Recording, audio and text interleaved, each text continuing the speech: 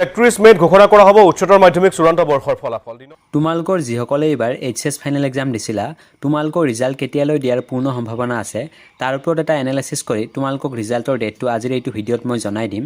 So এইকেইদিন মই বহুতো ইউটিউবত ভিডিঅ' দেখিছোঁ য'ত 31 মে'ত এইচএছ ৰিজাল্ট দিব বুলি কৈ আছে। সো প্ৰকৃততে 31 মে'ত তোমালোকৰ ৰিজাল্ট দিব নেকি বা দিয়াৰ কিমান শতাংশ সম্ভাৱনা আছে মই তোমালোকক আজিৰ এইটো ভিডিঅ'ত লাইভ প্ৰুফ দেখুৱাই দিম। প্ৰথমতে তোমালোকক মই এটা কথা জনাই দিওঁ যে তোমালোকৰ এই বৰ্ষৰ এইচএছ এক্সামৰ কপি চেক কৰাৰ প্ৰক্ৰিয়া 50 to 60% সম্পূৰ্ণ হৈছে এতিয়ালৈকে। তোমালোকৰ এই বৰ্ষৰ ৰিজাল্ট মে মাহতে ঘোষণা কৰিব কাৰণ এইবাৰ যিহেতু তোমালোকৰ এক্সাম ফেব্ৰুৱাৰী মাহতে অনুষ্ঠিত কৰা হৈছিল। সো 31 মে'ত তোমালোকৰ ৰিজাল্ট দিয়াটো আমি প্ৰায় 99% আশা কৰিব পাৰোঁ।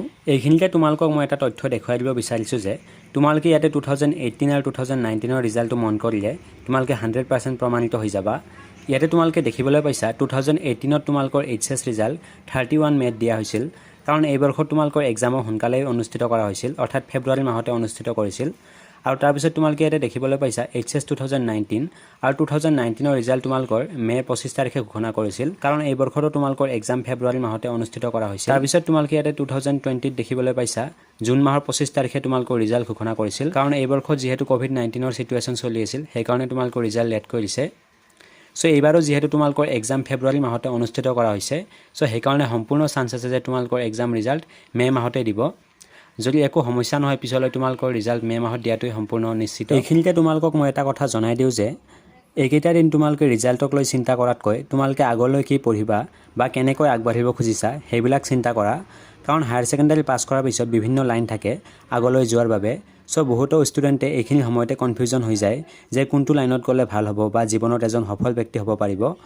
আৰু এই সময়খিনিত তোমালোকক বহুতো উপদেশ দিব যে তুমি এইটো লাইনত যোৱা তোমাৰ বাবে ভাল হ'ব বা সফল হ'ব পাৰিবা। প্ৰথম কথা যে তোমালোকে শুনিবা সকলোৰে কিন্তু কৰিবা কেৱল নিজৰ মনৰ কাৰণ তুমি নিজে ভালকৈ জানা যে তোমাৰ কোনটো লাইনত ইণ্টাৰেষ্ট আছে বা কোনটো লাইনত গ'লে তুমি সফল হ'ব পাৰিবা। সো তোমালোকে এইকেইটা দিন ৰিজাল্টৰ কথা ভবাতকৈ এইবিলাকৰ বিষয়ে ভাবা আৰু যদি একো বুজি নোপোৱা তেতিয়াহ'লে কোনোবা ডাঙৰৰ পৰা উপদেশ ল'ব পাৰা বা সহায় ল'ব পাৰা। আৰু এক্সাম যিহেতু হৈছে গতিকে তোমালোকে ৰিজাল্ট পাবাই সময়মতে। সো ৰিজাল্টক লৈ তোমালোকে বৰ বিশেষ চিন্তা কৰি নাথাকিবা। এইকেইটা দিন তোমালোকে কি পঢ়িবা বা ক'ত এডমিশ্যন ল'ম বুলি ভাবিছা তাৰ বিষয়ে বেছিকৈ গুৰুত্ব দিলা। আৰু তোমালোকৰ বহুতেই মোক এইকেইদিন কমেণ্ট কৰি আছিলা যে তোমালোকৰ বহুতৰে ইংলিছ এক্সাম বেয়া হৈছে সো তোমালোকে ফেইল হ'বা নেকি। ইয়াৰ ওপৰত মই অলৰেডি এটা ভিডিঅ' বনাই দিছোঁ যে তোমালোকৰ ইংলিছত যিসকলে 15-20 মাৰ্কছ পাবা তোমালোকে কেনেকৈ পাছ কৰি যাবা। যদি তোমালোকে সেইটো ভিডিঅ' চোৱা নাই তেতিয়াহ'লে ডেছক্ৰিপশ্যন বক্সত লিংক থাকিব বা কমেণ্ট বক্সতো লিংক থাকিব। তোমালোকে গৈ প্ৰথমতে সেইটো ভিডিঅ' চাই ল'বা তাৰপিছত তোমালোকে ক্লিয়াৰ হৈ যাবা যে তোমালোকে ইংলিছত ফেইল কৰিবা নে পাছ কৰিবা। আৰু মই তোমালোকক এটা কথা জনাই দিওঁ যে তোমালোকৰ যিসকলে ইংলিছ ছাবজেক্টত 20 বা 25 মাৰ্কছ পোৱাৰ চান্স আছে তোমালোকে ফেইল নকৰা বিন্দাছ পাছ কৰি যাবা। সো তোমালোকে ইংলিছ ছাবজেক্টখনক লৈ বৰ বিশেষ চিন্তা নকৰিবা তোমালোকে পাছ কৰিবা বিন্দাছ।